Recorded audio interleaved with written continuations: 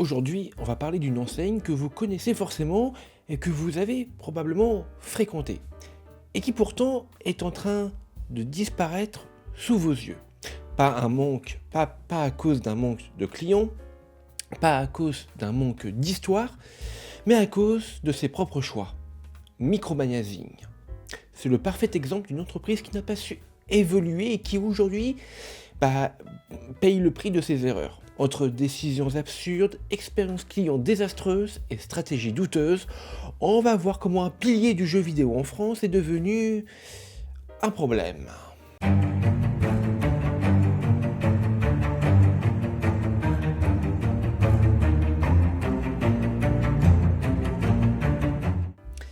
Aujourd'hui, donc, on va parler d'un symbole du jeu vidéo en France, enfin, d'un ancien symbole.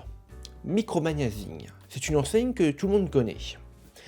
Mais aujourd'hui, c'est surtout une entreprise en fin de vie qui refuse de mourir dignement.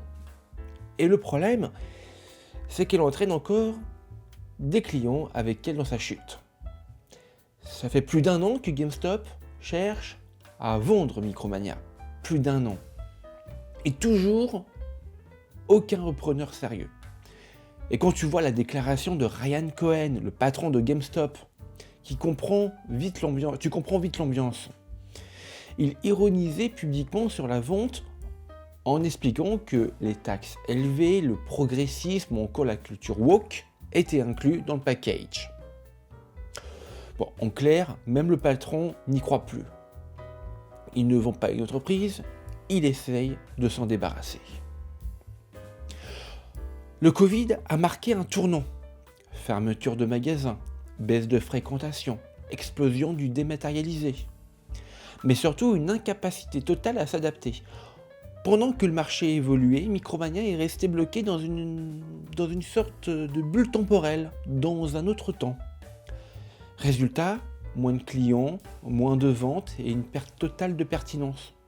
Aujourd'hui, l'enseigne survit, mais elle ne vit plus vraiment.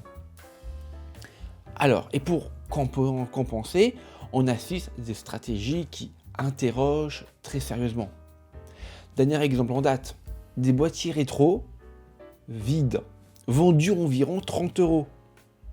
On te vend ça comme un objet collector, un produit nostalgique, mais en réalité on se vend du vide emballé dans un souvenir. C'est du business, de la nostalgie pure et dure. Et quand une entreprise, on en arrive là quand même, c'est qu'elle commence sérieusement à racler en fait les fonds de tiroir. Mais à côté de ça, on a aussi tout un bruit autour des prétendues rumeurs de reprise. Un compte X affirme que Micromania aurait trouvé un repreneur. Sauf que quand la même personne est capable d'expliquer que certains des plus gros succès récents de la PS5 seraient des échecs commerciaux, il devient difficile de prendre ce genre d'informations au sérieux. À un moment donné, il va falloir faire le tri entre information et fantasme. Mais le vrai problème, il est encore plus concret. Il est dans les magasins, dans l'expérience client. Alors, et là, les amis, on touche véritablement le fond. Aujourd'hui, clairement, aller chez Micromania, c'est parfois se confronter à du mépris. Des vendeurs qui jugent les clients en fonction de leur goût, de leurs références, voire des personnalités qu'ils suivent. Ce n'est pas leur rôle. Un vendeur est là pour conseiller, pas pour condescendre. Ensuite, il y a les procédures. Et là, on est sur quelque chose d'incompréhensible.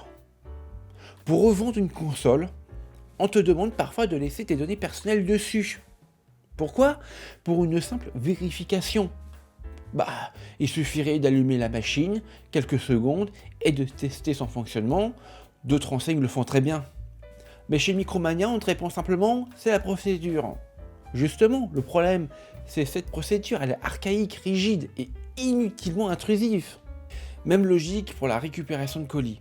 Carte d'identité physique obligatoire, pas de photo, pas de preuve numérique, pas de bon sens. Là où l'État a créé une application pour tout regrouper.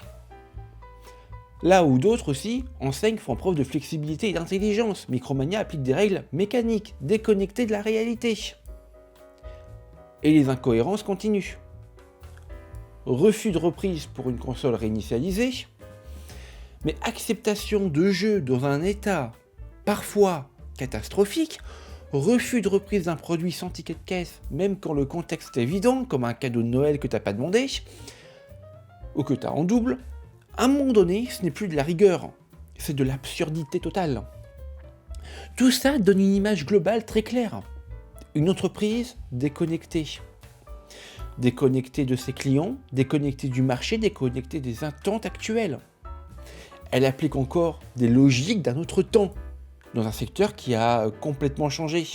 Alors oui, faut être honnête, dans ces conditions, Micromania ne se relèvera pas. Pas avec ce modèle, pas avec cet état d'esprit. Quand tu mets comme ça, ce n'est pas préparer l'avenir, c'est simplement prolonger l'agonie. La vraie question aujourd'hui, elle est simple. Est-ce qu'on continue à faire semblant ou est-ce qu'on accepte enfin la réalité? Parce que là, on n'est plus vraiment dans du commerce. On est dans une survie artificielle basée sur la nostalgie avec un service qui ne suit plus. Et à un moment donné, eh bien, ça ne suffit plus. Ce qui est en train d'arriver à Micromania, ce n'est pas un accident. C'est la conséquence logique d'années de déconnexion, de rigidité et de mépris du client. Et le pire, c'est que rien ne semble vraiment changer. Alors oui, certains continueront d'aller par habitude ou par nostalgie. Mais à un moment donné, il faut regarder les choses en face. Une enseigne qui n'évolue pas dans un marché qui change, c'est une enseigne condamnée. La question maintenant, c'est plus de savoir si Micromania peut s'en sortir. Mais combien de temps ça va encore durer ?